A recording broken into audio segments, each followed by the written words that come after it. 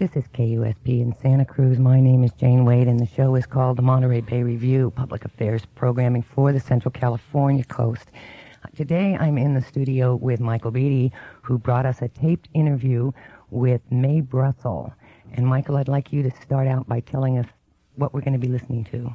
Well, May Brussel is an investigative reporter. She's been investigating for about 20 years, and I've heard her for about 18 months. Actually, a strange thing happened because about 18 months ago, a friend of mine, Tim, who was born in Illinois and grew up in America and is about as American as apple pie, came up to me and said, "What do you know about the Knights of Malta?" And I looked at him and I said, "Well, what do you know about the Knights of Malta?" And I should explain that I've lived in Italy for many years, and the Knights of Malta have a sort of embassy in Rome, close to the Spanish Steps. And they're a sort of organization like the Lions or something. That's the way I've always thought of them. And Tim took me to his home and gave me a cassette. And I listened to Mae Brussell on the subject of the Knights of Malta, and I've been hooked ever since. It was outrageous, and I thought it was all rubbish when I first listened, and I just kept on listening more or less regularly. And after about a year and a half of this, I went to Vicky, the news editor, and I asked her if I could do an interview with Mae Brussell, and she said, "Sure, try it." And then you, Jane, came along and offered a full hour. So what I've done, I went down to her house and I talked to her for about 2 hours. I don't know, if you've listened to her program, you'll know that she does not follow one thread all the way. And I didn't want to bring her into the studio and have her talk here as though it was part of her World Watchers program.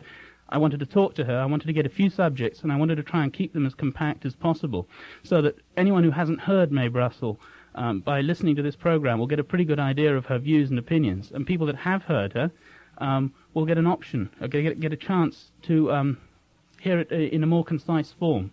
I've chosen about 3 main topics, I think. I'm going to start with the Kennedy assassinations, which was where she actually came to prominence, and I'm going to move on to the narcotics trade, like you said in the introduction, and she relates that to the Reagan administration, which was a big surprise to me. And she's got a pretty dim outlook of the future here in the United States, which I thought would also be interesting to look at. Okay, so what are we going to start with? I'm going to start with the Kennedy assassinations.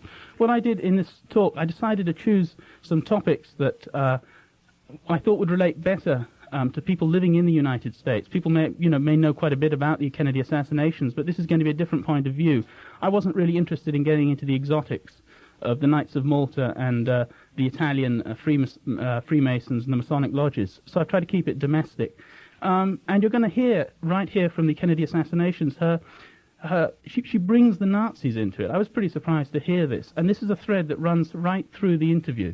The Nazis seem to crop up in everything. Mae Brussell seems to feel that the Nazis have riddled the United States, at least at an intellectual level. I would have to say, as also a Mae Brussell listener for many years, that idea, I think, was considered a lot more outrageous a few years ago, but now with Klaus Barbie and links to the cocaine trade and all sorts of stuff that's coming out in the mainstream press. Well, I mean, I'm really chuffed that, I'm really pleased that President Reagan is going to Bitburg, because this is giving us a real topical we're getting a really close look at what President Reagan actually is doing, and why we're getting a different view here of why he's doing it. Nobody seems to have approached this bizarre act by President Reagan in the way that Mae Brussell does. And as we get through this interview, you're going to hear her opinions about this. I should mention at this point that I talked to her about 2 weeks ago. In fact, 2 weeks ago this Friday, so it's the 19th of April, I think. And so the subject was a lot less close. I mean, President Reagan is now in Germany as we speak, and today's May the 2nd, and he's going to lay the wreath on May the 8th. All right, let's get started, and let's let Mae Brussell speak for herself.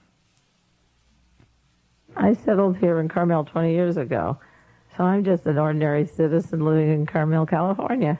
No, I am what I would like to think an ordinary American would be, specifically a concerned person. If a president of the United States has his head blown off and there's so much controversy and discrepancy, I would like to think that every American would be concerned about that. So what's this ordinary American on the course of investigation? How did you get involved? Well, I just didn't believe that John Kennedy was killed by Lee Harvey Oswald. And I was one of 11 people in the country that started our research the day that John Kennedy was killed, and then really escalated it 2 days later when Lee Harvey Oswald was killed by Jack Ruby. That combination of the Marxist from the Soviet Union, the president who wants détente, and it's the end of the era of Eisenhower, and Nixon as vice president, that Cold War era, and then this crazy nightclub owner who steps into a Dallas police department and wipes out the Marxists, and who killed the liberal president. That trio just was too much for me, and we were living in Los Angeles at the time, and we had 5 children, and I decided that this was their world. I really did. As a parent, I thought that it is the obligation of the mother hen or whatever to protect those people that she puts out in the world and see, this is planet Earth, I'm on it, what is happening to my Earth? Just as now we see the pollution in the air and the acid rain and the takeover of the media and horrendous things, these horrible bombs and Star Wars and everything about us. I could foresee all of these things that if you put your hands, give your hand over to people who have killed the elected leader of the country, then you end the electoral process, which is what happened. And then your children will live in bondage or slavery, which is what is happening with the national debt. So killing Kennedy has ended free choice?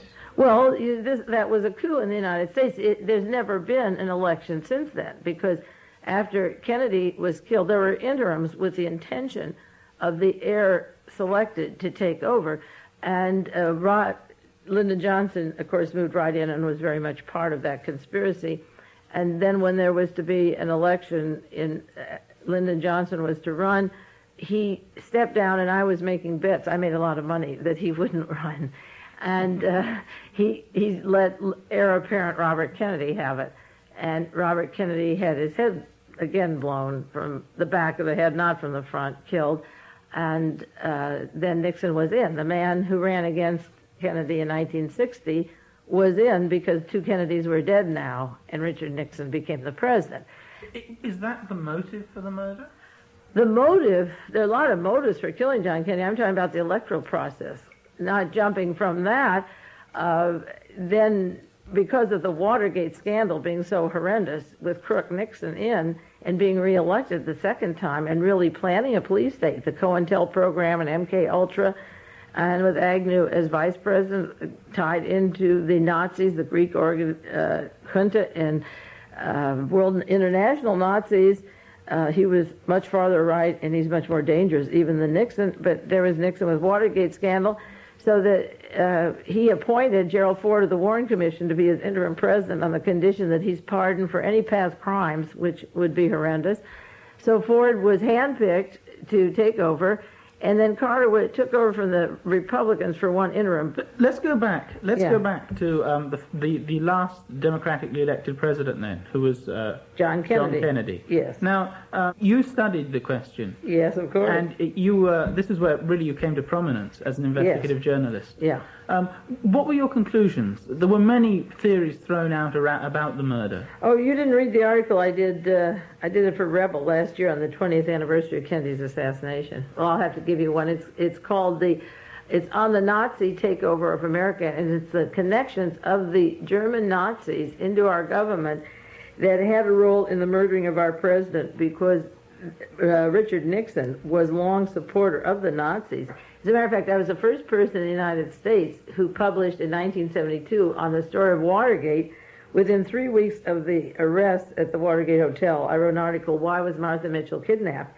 And that article goes into the Nazi connections of Nixon, the assassination of Kennedy, the links of Watergate back to the assassination. That was the first published article in the world of Richard Nixon's links to the German Nazis. I believe that getting rid of Kennedy was part of a larger plan. There were like 12 or 14 good reasons. If you have time, I can tell you why they wanted him dead. But the orders came that he isn't one of us and we've got to get rid of him. For one thing, he didn't invade Cuba. He refused to kill Castro and take over the island. And one of the bases for Nazi wealth is narcotics, organized crime. So anyway, the reasons to kill Kennedy, he wanted to take the oil depletion allowance away from them. And there were people in Texas like the Murchintses and H.L. Hunt and Bum Bright, and he's very wealthy in the news these days all the time, Wall Street Journal. The reason to take away their tax benefits, made them furious, and besides that, his brother was the only attorney general, the only person in the country going after organized crime. Now, organized crime, according to David Yallop, who wrote a book on the murder of John Paul I in God's name, was talking about the money washing of the crime syndicate in this country. It's about $40 billion a year that goes through the American banks of narcotic money. And after Robert Kennedy was killed, then Carlos Marcello and Sandro Trafficante and John Rosselli and Meyer Lansky and the Bonanna family and the Genoveses and the Gambinos were home free. And they divided up this country and the world with the narcotic traffic. And Kennedy pulled back from Cuba and wouldn't invade Cuba, which was the headquarters of prostitution and crime, outside the boundaries of the United States. And he was talking about pulling out of Southeast Asia in 1964 when he was reelected. In the United States, where we had segregation, John Kennedy and his Attorney General brother began entering a black person in the university in Mississippi. And they had to bring in the troops to do it. And when you begin educating the blacks equal to the whites with doctor's degrees and MDs, then they have the money to move into your neighborhood or marry your daughter. And the point is, if you keep them economically deprived, they can't have the mobility where you don't want to meet them or see them. You have to keep them at a slave labor, or else you have to be doing the work someday, picking cotton with them if they can move up and be equal to you economically. So when he had to put General Walker, this far right winger of the Birch Society and the Christian Defense League, he had to put him into prison and mental hospital just to get a black person registered in Mississippi. So the civil rights thing, that goes against, like, the Nazis in this country that want to kill all blacks and all Jews. But, it's harder to kill them if they're anchor persons on the television, the major network, So the point is, that's what happens when you get education, you get a white man's job. And so the Kennedys, besides the oil depletion thing, they had the nuclear test ban treaty, which was enough to kill him. It was horrendous to stop NASA, which was all Nazi, von Braun and Dornberg and Rudolph and, 900 Nazi scientists that came here that he was bucking up against with wanting to stop atomic weapons and testing. So he was hitting the Nazi scientists, he was hitting the racial segregationists, he was hitting the oil people who would keep the third world under their control and slavery with oil prices, so that it wasn't, what he was doing was all across the board an organized crime, which is the funds for the resurgence of Nazis. They all could work together because sympathetically they wanted to get rid of him, and J. Edgar Hoover was vice president of Interpol before the war with Mr. Heydrich and Kaltenbrunner, who was hung, one of them was hung at Nuremberg. And he was vice president. It was set up by Hitler, a police force, a national, international police force. And our Interpol? Interpol. He was vice president of Interpol. That was set up by Adolf Hitler in Vienna. I never knew that. Yes, I have pictures of all of them at the founding. And then when the war started and he invaded Poland, then they had to move it to some neutral place, and then they put it in Paris. But the network and all the files of people going back to the ones that... This is the Interpol that we have now. Yes. That's why they never caught a Nazi all these years. They're not after Nazis or drug dealers. Interpol doesn't catch anybody. It's a network of people that should be wiped out, and then people that should be protected. This is KUSP in Santa Cruz. We've been listening to a segment from an interview with Mae Brussell. Michael Beatty, who conducted that interview, is here talking to us today. Tell us what we listened to, Michael. Well, I guess you heard it just the way I did. The thing that I think is interesting about Mae Brussell is that she starts out in the Kennedy assassination, and here we are 10 minutes later and we're discussing Interpol. And when you listen to her programs on a Monday night, one of the most off-putting things is the fact that she can put in so much information into 1 hour's broadcast. She just spews out names and places and organizations that you've never heard of, and you don't really know what you're listening. You're just bowled over by all this information. And what I tried to do when I talked to her was I tried to keep her on course. I wanted to talk about the Kennedy assassination, and then she would shoot off pursuing Nixon and Watergate and so on. So I drag her back, and then I go back to Kennedy, and I try and keep following the flow. And you can see right from here, she's looking back 20 years, and we've been infiltrated by Nazis, according to Mae Brussell. Now, if you believe that or not, that's your business. But listen to what she says. She follows. There is a flow in there. If you can pick out what she's actually saying, and she looks at the facts. She's not chasing an ideology, and yet, anybody recoils from the idea that anybody in power in this country today could be a Nazi. I mean, the idea is abominable. It's bizarre. It's macabre. And I don't really know whether to believe it or not. I did listen to Mae Brussell. I think I should point out, too, at this point, that she does have a very good investigative sense. She does take material that is available to all of us. She showed me around her library, and I'll talk a bit more about how I met her later on. But she has a vast collection of books. She reads newspapers by the dozen. She has the time to do all these things. These aren't sources that are plucked out of the blue. They're things that are under your nose. She just joins them together. And for me, when I first started listening to her, it was a load of rubbish. The thing that hooked me on Mae Brussell was her knowledge, her facts. When I heard her talking about things that happened in Italy, in my own home country, that nobody in the United States has heard of, my ears went up. I just sort of, I thought I scented something. How does she know about Lisciogelli or Propaganda 2, 2 or 3 years before they become general knowledge in certain spheres in the United States? How does she put these things together? I mean, people are talking about things that have happened in Italy now, but Mae Brussell was talking about them 18 months ago. So what do you have up for us next? Well, the thing that another thing that bugs me about Mae Brussell is her ideology, her lack of it. And if you're involved in any of the ideologies she talks about, if you're a Nazi, you're going to be offended by Mae Brussell. There's no problem there. But also, if you're a Jew, if you're a feminist, if you're anything, you're going to be bugged by Mae Brussell somewhere down the road, because she doesn't have an ideology. And in a sense, that's what appeals to me as well, because I myself don't have much of an ideology, especially concerning affairs in this country. I've only been living here for 3 years, so I haven't got involved in any of the great movements here. And it appeals to me and it repels me, because sometimes she'll offend you in a personal belief, and you want to say, that's rubbish, I don't want to hear that.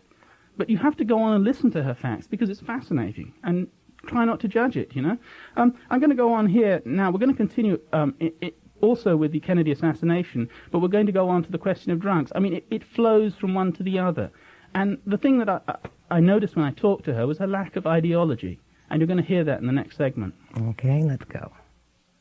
You ignored the ideologies in No, I many of your don't. stories. Okay, let me say, basically, I ignore the ideology. Yes, I do, for this reason.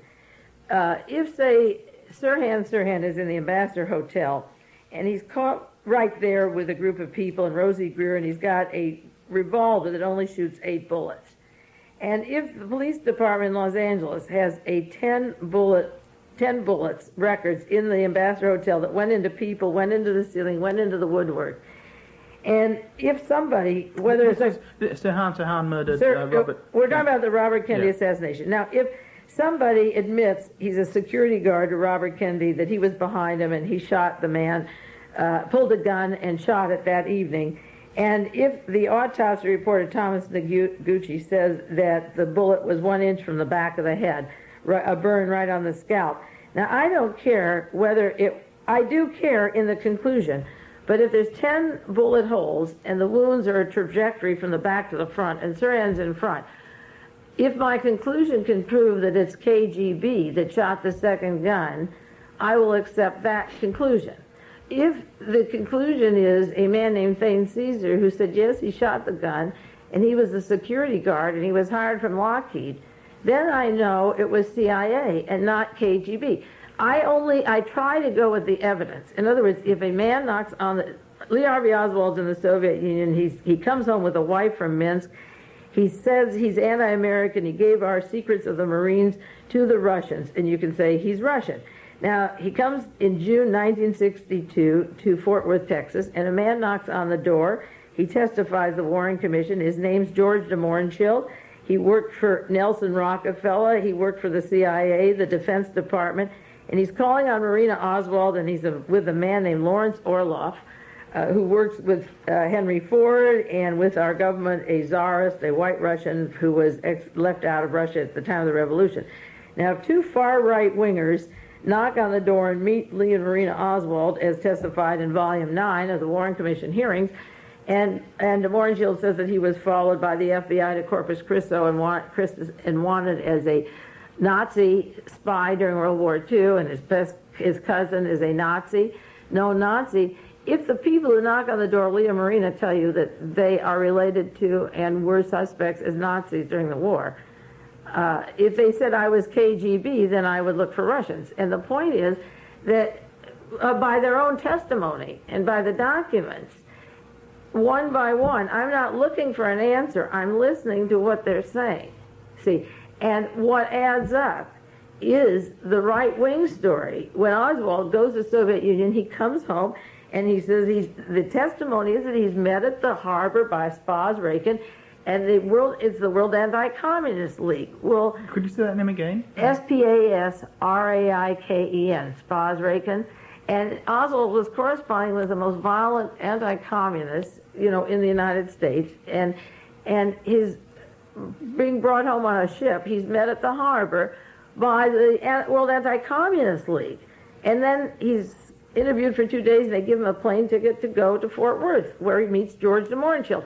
Now, if you take, all the Warren Commission hearings, everything, it isn't ideological that I'm putting into this place. The evidence and their own testimony is putting it into where my conclusions are. My conclusions are based upon the evidence I'm reading, not what I want to hear. So, for instance, how do you square what I see as a circle in the sense that, coming forward a little to the narcotics trade, how do the mafia is generally considered to be a right-wing organization? Absolutely. How do you square that with the fact that they use Cuba to supply narcotics? Well, see, I don't believe, like, say, Jack Anderson had an article this week about Cuba and Colombia. If Cuba is into narcotics, Castro, if they're into it, and we know that, say, the right wing has said Jews have all the money in the world, and they're taking over the Rothschilds, and you read now that $1 billion is washed out of the Boston Bank. It's not Jewish. 300 or 500 million is missing out of Wells Fargo. It's not a Jewish bank. The Bank of America is missing 30 or 40 million. And the point is that the biggest narcotics in the world, this is verified by any study on narcotics, is coming out of Pakistan, which is our closest ally, and out of cocaine, out of Bolivia until the last elections. And the former president of Bolivia, who was the cocaine king with Klaus Barbie, was at the Republican convention in Dallas, Texas, entertained by this administration, the largest cocaine dealer in the world. Now, the Nugan Bank, which is the biggest narcotic traffic, they collapsed in Australia with 55 million to 1 billion missing. And when Mr. Nugan was found murdered, he had William Colby's card. They worked with the CIA. There's admirals and generals. There have been articles written, and the Wall Street Journal carries the narcotics traffic from Southeast Asia to Australia into this country. Now, none of this has anything to do with Castro. You tell me how much narcotics, the biggest empire of money in this country next to Exxon is narcotic traffic. None of that is from Castro. The biggest industry in California, I have the figures in the other room, we can look them up. Marijuana, it equals the entire budget of Cuba for a year. So you're falling for the bait that Colombia gives communist Castro narcotics. He basically... I thought you said earlier that the crime bosses went to Cuba. Before Castro. That's why they hated Castro so much. Batista, you mean? Batista was all mafia and crime, yes. I was in Panama twice, once when I was like 9 years old, and once, we went through the Panama Canal, we landed in San Diego the day that war broke out in Poland. That's 1939. That's how long ago I was in Cuba the last time. And I was very impressionable. I was young, almost ready to go to college. And it was prostitution, girls' prostitution. I was just, in my teens and just ready to finish high school. Batista's Cuba. And it's nightclubs and all kinds of stories that are impressionable, even to me, not even brought up as political. But it was a miserable place for people, this terrible poverty. Now, there's a few articles that people that dislike Fidel Castro and the way he took over the hotels, the Hilton Hotel and the chains and nationalized everything, are trying to make it look like narcotics in America come from Castro. I just cut out of the Washington Post yesterday, the narcotics center of America is Miami. They don't deal with Fidel Castro. They don't buy from Castro. They get directly from Peru, narcotics, Bolivia, narcotics, Brazil has gone into narcotics. Colombia, narcotics, but what percentage do you think goes through Fidel Castro. If Fidel Castro could deal narcotics, he would be so rich and powerful, because that's where the money is. Well, let's look at the other side of the coin. Pakistan, as you just mentioned, is coming into the narcotic scene with heroin. Coming in, that was the thing that upset the World Bank, actually, was when we took when Russia took Afghanistan. It upset the bank because the Shah of Iran was out. That's one of the things they had against Jimmy Carter, was he let the Shah out. The Pahlavi family were the biggest dealers of narcotics. I think his sister was arrested with $2 million worth of heroin. Remember at Marseille on the way to Switzerland? The Shah made a deal with Turkey. They paid them, American taxpayers gave Turkey like $43 million not to grow narcotics. And so the Shah would have the monopoly of Southeast Asia when Nixon... In Pakistan, now that the Shah is dead, of course, Iran's off the scene. Yes. Pakistan used to have legalized, franchised government shops selling opium and heroin to people. And it is said that in 1980, under Western government's pressure, Pakistan was being paid once again to cut its poppy crops, not to sell heroin legally. That was only when Bhutto was alive. When Henry Kissinger put in Zia, then it became the largest narcotic dealer in the world. And wherever Henry Kissinger goes with it, Southeast Asia or South America, the traffic is horrendous. If you take Turkey and you take Pakistan and you take Bolivia under the administrations and then entertain these people at the Republican convention, add up, and I save every article on major drug arrests or articles on drugs and narcotics. What is Cuba? See, in other words, you're so tiny that it's not ideological. If you would sit with me and we'd go over the drug articles and pull those out, it would be ideological to say that Cuba distributes drugs. Okay, so again, this is ignoring an ideology in the sense that President Reagan is the man that sets himself up as anti-drug, anti-hippie culture, anti any... the recreational use of things as like marijuana and all the rest of it. I mean, it's destroying America's youth. Well, he sets himself up as all those things. But who was his best friend and confidant, who he put on the Foreign Intelligence Advisory Board? Alfred Bloomingdale, with Vicki Morgan's sexual habits living simultaneously with Bloomingdale and Robert Vesco. Bernie Cornfield. She shared a house in Hollywood, up in the Truesdale Estates, with Bernie Cornfield, the partner of Vesco, and Bloomingdale simultaneously, living with both of them, while Bloomingdale is the advisor to our governor 8 years and then to be president. And he also, while he's the great apple pie man and great religious guy, even Easter Sunday, he's not at any church, never goes and prays anywhere, doesn't go under the roof of a place unless he's photographed properly. And who is his campaign fundraiser for the entire GOP? Paul Laxalt, who has been linked in articles. They told 60 Minutes not to do the segment on Paul Laxalt and the Mafia. Mother Jones printed it. It's been published everywhere, every major paper. They said to CBS, don't put it on until after the election. And then when the election's over, they buy CBS.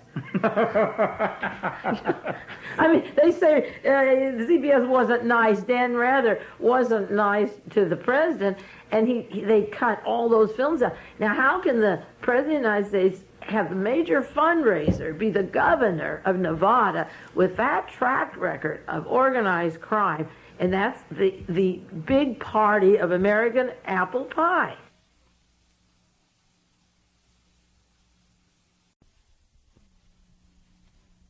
This is KUSP in Santa Cruz. We're listening to a taped interview with local political researcher and theorist Mae Brussell, and Michael Beatty, who conducted that interview in May Brussell's home, is here to talk to us about it. And Michael, I'm going to let you talk to the folks for a minute while I change this tape so we can get on with this interview. Well, I think the thing that needs to be pointed out now is that we've got on to vilifying President Reagan. That's not difficult. He's some of the political commentators, as Mae Brussell said in one of her recent programs, the Teflon has started to crack, and when Teflon crack, apparently, I've never used Teflon, but it all shrivels up, and what is underneath is exposed. Now, the question of Bitburg, I think, is really interesting. On the one hand, I'd be prepared to take President Reagan's claims about what he's doing in Germany now. He's right over there now at the moment, and in 6 days' time, he is going to lay a wreath on in a cemetery where 47 SS soldiers are buried. Now, when I spoke to Mae Brussell 2 weeks ago, she said she'd be very, very surprised, and you're going to hear this in the upcoming section, that if Reagan would back out of this. She believes Reagan is a Nazi. Now, whether that is true or not, I don't know. I've noticed in the past when President Reagan has goofed, and he's goofed very often and wildly, he's always managed to pass the blame onto somebody else. And in this case, he hasn't done that. He could set up Kohl as a target, just like that. President Kohl, Chancellor Kohl of West Germany, that is. If he wanted to shoot down Kohl and say it's all Kohl's fault that I'm going to this cemetery, that'd be fine. But he isn't doing that. He's really sticking to his guns in this case. He really wants to go to Bitburg. Why does he want to do that? Why didn't Deaver, his expert White House aide, who organizes all his trips, gets everything right, perfect, every time, mess up on this one? Because there was snow in the cemetery and he didn't notice there were SS officers buried. It just doesn't make sense to me. I don't know if Mae Brussell's answer is correct. It's weird. I mean, you listen to this tape, and you are going to be, as they say in California, weirded out. I found it extremely odd. Well, let's listen to it. The building up of Hitler was America and Britain and Italy in order that Hitler would be guaranteed to take on Russia. And what he did was he turned around and tried to bomb out England first, because he thought, well, there's a little island I may as well take along with me there. Yeah, because they're so pro-me anyway, you know. They put me in and they like me. So Hess flew over to make the final deal, see? And the point is that America got its fingers in there because we have a lot of wealthy people, as I say, the Morgans and the Mellons and the Stanfords, Leland Stanford, and... But what about the Jewish interest in this country? I mean, the Jewish banks. Well, name one Jewish bank. Name the top bankers. Chase Manhattan? No, there are no Jewish. There used to be a bank in Los Angeles called Union Bank, and it was run by Ben Meyer, who was a cousin of Einstein. He brought him to this country. Union Bank was sold to Arabs about 10 years ago. And what's going to be interesting now is that how much I've stressed on the Battle of the Bulge and the importance of that battle to American history in the future. And because as we're talking, it hasn't been decided yet what President Reagan is going to be doing. I know that he can't back out of the Battle of the Bulge. There is something, I don't know if you've ever read the Spear of Destiny, but one of the things moving this society are occult societies. Like George Bush was in the Skull and Crossbones at Yale. I don't know if you know that. And there's books coming out. Is that an occult society? It's an occult society of like seniors outside of fraternities, and they have to bring back the skull of some famous person. They have to dig the grave to get into it. And he allegedly dug up Geronimo, the famous fighter. And there's a collection of bottles in the basement in Yale. People like J. Peter Grace and Roger Millikan and William Buckley, and they go to a cemetery. They're young, like in their 20s. They dig up these graves. Then they get into coffins over swastikas and actually have a sexual experience into these coffins. George Bush is a member of Skull and Crossbones. And the point about the Reagan thing with the bulge is that he has some kind of a bond going back to his past. I don't know what it is, but he has to go to the grave of the Hitler Lebensdard and give a wreath on that cemetery no matter what happens. I'll be very surprised if he backs down. He has some need or order that he has to do this for the Waffen-SS at this time to recognize them, because on the anniversary of Hitler's, in quotes, death, May the 1st, and he's going to be there May the 8th, that is when all of these people are going to begin surfacing and become visible. This is why Ted... This is extremely creepy. Oh, yes, but you see, it would be more creepy to you if you knew me 10 years ago when I was pinpointing this. It would. How do you think I feel being right? I wish I was wrong. So these Nazis, after the war, they were. I mean, the United States destroyed Germany. Oh, did. Yeah. Well, keep in mind that I was the first person in the world really. Well, there was a book out called Project Paperclip, and I was the first person linking Paperclip to what we're going through now in the Star Wars and the takeover of the world and the lasers that'll scorch the earth and so forth, and testing scorching with these fires. In fact, I even thought that Big Sur fire, that was before you moved her, was a test case from the the satellites up there. And I was talking about these things that sounded so horrendous, laser weapons and so forth. Big Sur fire was when? Well, that was quite a few years ago, about 7 years ago or 8. Mm-hmm. But the point is that I was writing and talking about these things, and in 1972, in terms of Watergate, referred to the book Project Paperclip, and it just made the New York Times and the Atomic Scientist Bulletin just last month on the Nazis coming in through Project Paperclip and how their names were hidden and their crimes were hidden and how war prisoners were taken out of prison and how they were brought, like 900 of them and their families to the United States. So why did they expend so much effort to fight the Nazis if they were part of them? Well, the only reason they didn't want to fight the Nazis, there were a lot of Americans, and Charles Lindbergh was about to move into Germany. He was given a medal by Goering, but when they went into Poland, he was told not to do that because he was an American hero. He couldn't move into Germany. But the quirk of history was that Adolf Hitler, instead of keep going east, and he had taken Czechoslovakia and Romania and Lithuania and Hungary and Austria and France. He had them all. He had Belgium and Holland. So the point is, Hitler had all of Europe. All he had to go was to polish off and get into Russia. His big mistake was thinking, well, as long as Britain's so little, I'll take it first.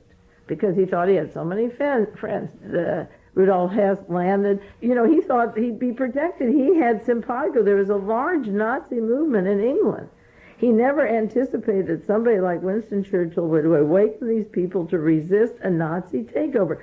Maybe there's somebody in the woodworks in this country that's going to speak up like a Churchill and have an interim government. That's what I think took place in Atlanta last week with Jimmy Carter and Gerald Ford and an interim government in case we go totally crazy, that they've had a conference there for 3 days with top Soviets. Crazy, you mean that that Ronald Reagan is getting ready for a first strike offensive with Star Wars and against the Russians? Oh yes.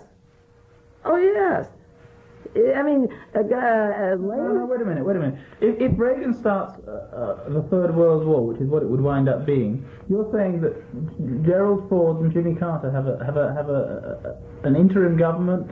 Well, I believe that that's what was happening down in Atlanta. I taped all those for 3 days, the conferences down there, and it had all the earmarks. Not only did it have the earmarks of an interim government, but it didn't get any news coverage to speak of at all, considering the heavies that were there, Brzezinski and Kissinger and Cyrus Vance and George Bundy and lesser knowns and Abramson from... But they're on the same side as Reagan. No, they think he's going really far-righter. No, they're not on the far... They've played all the games, but you see, there's a difference between them. You see, the difference is that Gerald Ford is a man... I can't stand him because of being on the Warren Commission and so forth. And I can give you a whole hour on why you don't like either one of them, Ford or Carter. But the point is that they are still normal people that you can talk with, that get up at a stand, that don't read prompt cards, that mingle, that like their families, that seem to like America. They are right or wrong. They make decisions you and I wouldn't make. They represent them. Multinationals, but they're human beings in addition to having power.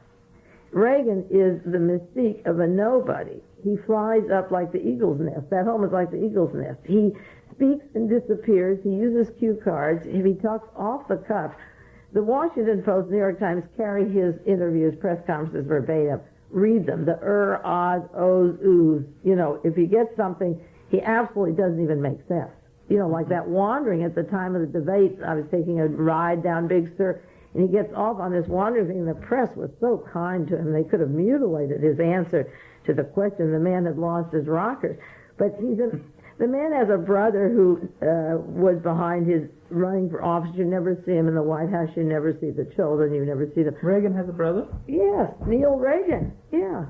Oh. Yeah, political. But I mean, the man, she runs in to see her mom at some rest home in Arizona. I mean, in other words, they have no human contact. No. I mean, if Betsy Bloomingdale is their best friend, you can imagine what went on in that administration. I mean, there's nobody that they really are around. Like for bodily contact, to just sit and talk and have dinner, or what are people thinking or doing. This man is off his rocker and committed to something much deeper than most people understand. He's on a track that he's been on. 8 years of governor was entirely visible. you know, what he was doing. He hasn't changed. And why people couldn't see this, it's like families or people that grow cancers and don't see it growing and don't want to know it. And then all of a sudden, my brother-in-law had a lump on his leg, and the doctor said, watch it for a year and come back. So he watched it for a year, and he came back, and it was in his whole blood system. He did what the doctor said. He said, watch it for a year. Human beings actually do those things. They have no... But these people in Atlanta, these people with Carter and Ford, were preparing an alternative. They were preparing an alternative of coexistence without blowing up the whole world with nuclear arms. It was a whole program on nuclear arms and blowing up the world. But where is President Reagan going to go if he blows up the world? I don't even think he cares. See, if you're religious, he talks about the Armageddon. He believes it's a biblical prophecy that it's meant to happen. But he doesn't go to church. You said no, but the people that go to the National Security Council, like Jerry Falwell. Jerry Falwell apologized last week for saying that all Jews have to die in Armageddon. That maybe he's wrong, that the world is for everybody. But he preaches that they only have, during this tribulation period and so forth, that they only have a certain amount of years and they all have to burn on earth. The Christians will be separated from the Jews and they have to all die.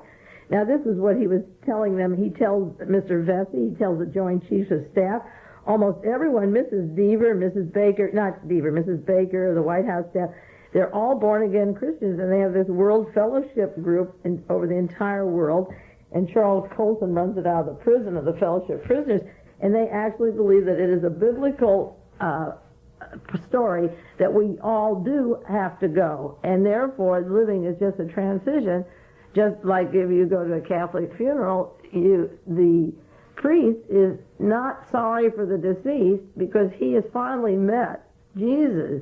So we're lucky.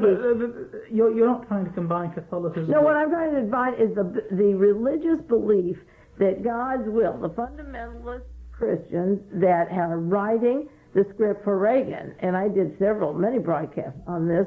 You can get these back tapes. If you take it out of the realm of logic and you take it into the religious, preordained thing that the communism represents the beast and the Antichrist, and that you are willing to die for Christ, then you can blow everything up if you believe that. And then the people don't have a choice to say, well, what if we sit with them and we tell them we're like them and we'll have a dialogue? In other words, they're going to get us or them. When you get to the point that they are going to get us or we'll get them, then you can die getting them because you have helped your Savior. And when you go beyond reason, you don't sit and have conversations, you make weapons. Well, that's an interesting theory, Michael. What comes next?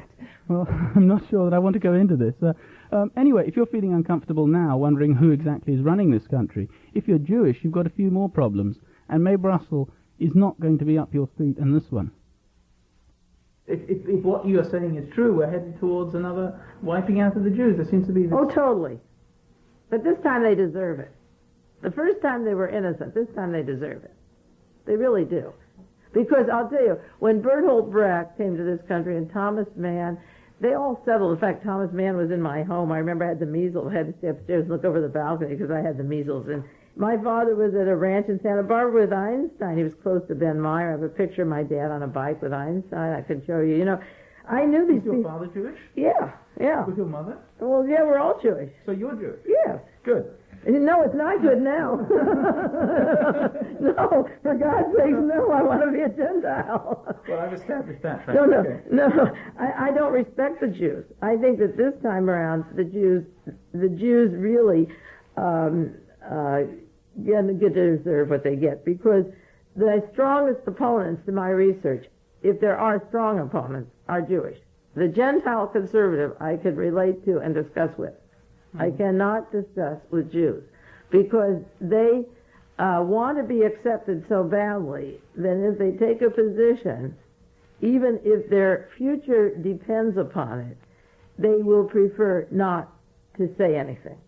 And that will not secure their position. It's like Elie Wiesel, who was in a concentration camp, is complaining about Ronald Reagan, turning off and going to visit the graves of the Waffen-SS, the Leibstandarte.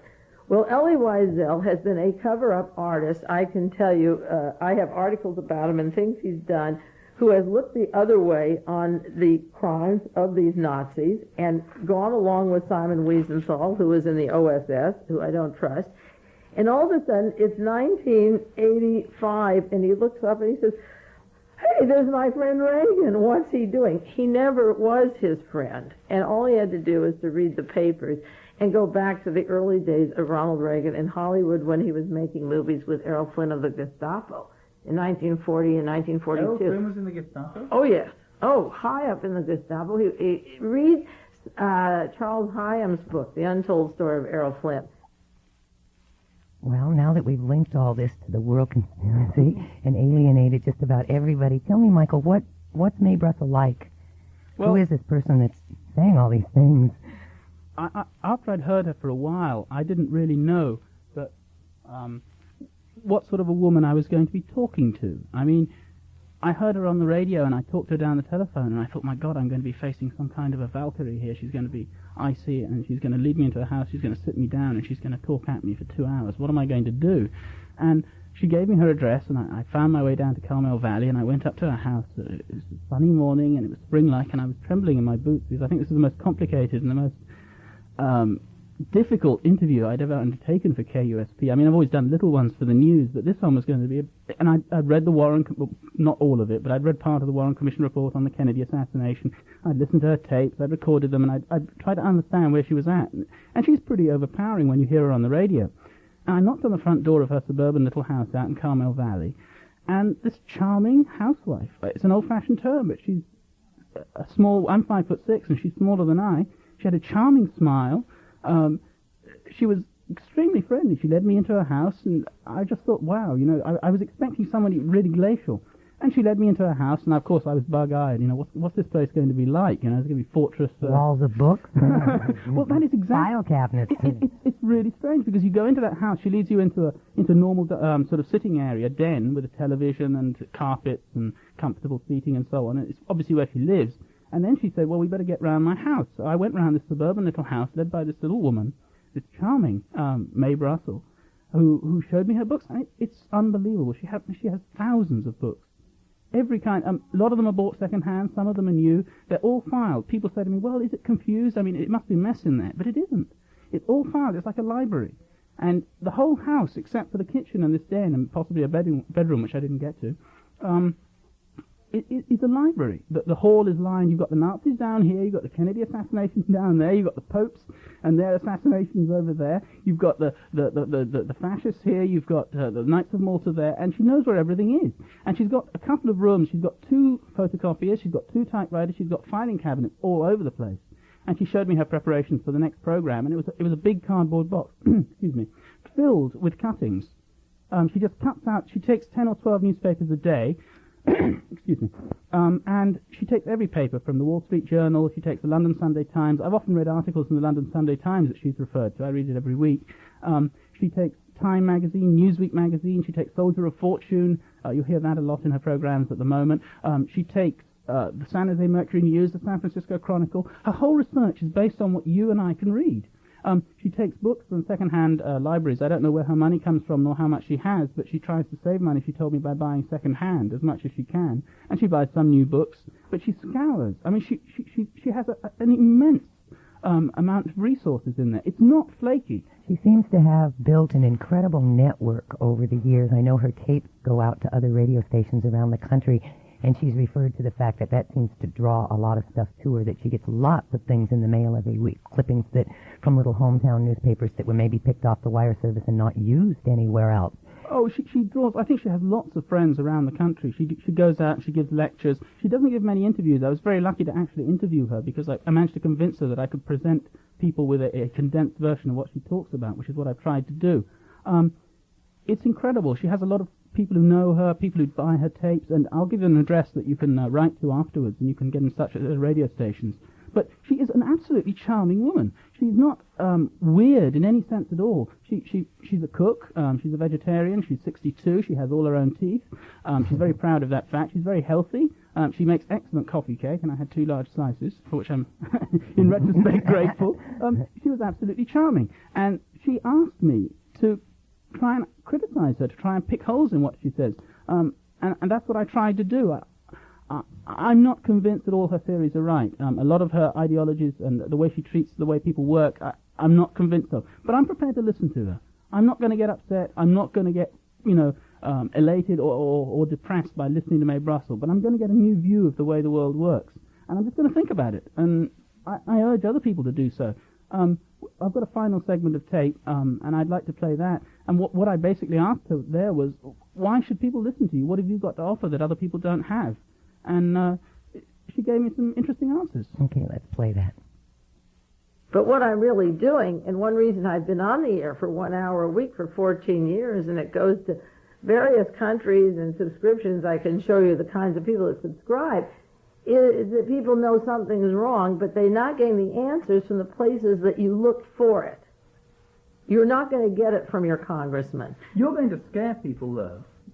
Are you prepared to offer them a better future by listening to what you say? What I'm offering them is the chance to put their destiny in their own hands, or their chance, if a man comes through here, runs for Congress, to ask the right questions. The chance to understand Reagan's bond, say, to the Battle of the Bulge happened a long time ago. I'm not going to scare people, because what I'm talking about, people have a choice when they hear May Brussel. They either turn it off or they listen. And the people that listen aren't scared. When I see what's in the morning newspaper, they can scare more about reading that than May Brussel. The bombs that are going off, the abortion clinics that are bombed, and the federal government says that's not terrorism. The crosses and the resurgence and the growth of the Klan. An Amtrak leaves Oakland and it crashes in a tunnel. That's typical what happened in Europe. Our railroads falling under. Planes, no explanation of going under. So even a guy like Larry McDonald, now the government says they destroyed the tapes of that plane crash. There's 269 civilians with one member of Congress. How can I be scary? People should welcome some analysis of it and talk about it. The news is scary. The banks, you wake up a few weeks ago and every bank, savings and loan in Ohio is closed. Their life savings. May didn't scare them. The facts scared them. The money's gone. That's what scares them. I'm only saying, let's follow that money. I've been following it for years and sharing it with you. It's the act that's scary. It's not me. Why should people trust you? They don't have to trust me.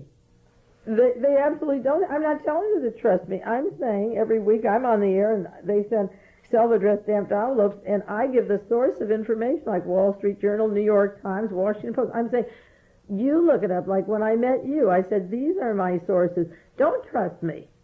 Challenge me. That's the kindest thing you can do, is to challenge me. Don't believe a word I say.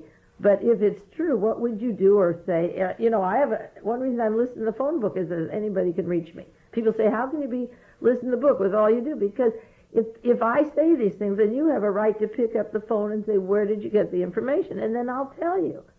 You're not afraid of being assassinated? I'm not afraid of anything. Do you think it could happen? I think there's a greater chance of being blown up or gunned down by Nazis in this country, identical to Germany, than there is in a incident. I mean, if I'm assassinated... Let me be melodramatic. Have you left any instructions should you die? No, I don't even think about it, because Sarge says you don't even begin to live until you're not afraid of dying. Well, we've been listening to a taped interview with Mae Brussell, a political theorist and lots of things. Well, there you have some of the conspiracy theories. Right. How can people listen to Mae? This may be their first opportunity out there to some of them. Well, she broadcasts in this area on 2 community-supported radios. There's one of our sister stations, if you like, another community-supported radio like us, is KAZU. That's Kazoo. That's her home station, isn't it? Where she goes there live on Monday night in Pacific Grove. And if you live on the this side of the hill, as far as listening to KUSP goes, you should listen to Kazoo. If you live over the hill in the West Santa Clara Valley, you should listen to KKUP.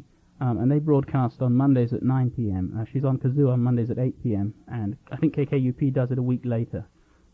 It's a week gap between them. But you can listen to her program. It's called World Watchers International. Her name is Mae Brussell. That's May as in May West and Brussels as in the capital of Belgium. or whatever. I'd like... I can actually give an address. If you want to hear any of her tapes, and it's very difficult listening, it's hard work. You have to concentrate. And she's on tape number 700, I think. She's been broadcasting for 14 years. I can give you her address, and you can write for more information. You can look her up in the phone book, as she said. Her address is 25620 Via Crotalo. That's Crotalo, Carmel, California, 93923. And you can write to her and get what you want. I'd like to mention that she provides bibliographies weekly for her shows, that if you feel like you want some background material or some verification for some of the things that she says, she offers to let you just send her a self-addressed stamped envelope, and she'll Xerox this bibliography and send it to you, and you can look it up and verify it for herself. Everything she uses is open to the public. There's nothing hidden. Right. So I guess opportunity to draw your own conclusions. Michael, I'd like to thank you a lot for this interview. I know how much work it is to go out and do that and then come back in and try to make some thanks for the opportunity, I guess. It was hard work to make it cohesive, but I did my best. Great. All right. Well, I think you did a wonderful job. I'd like to remind you that you're listening to KUSP in Santa Cruz. This is the Monterey Bay Review, has been the Monterey Bay Review. Stay tuned for Nicholas Mitchell and Sound in Time.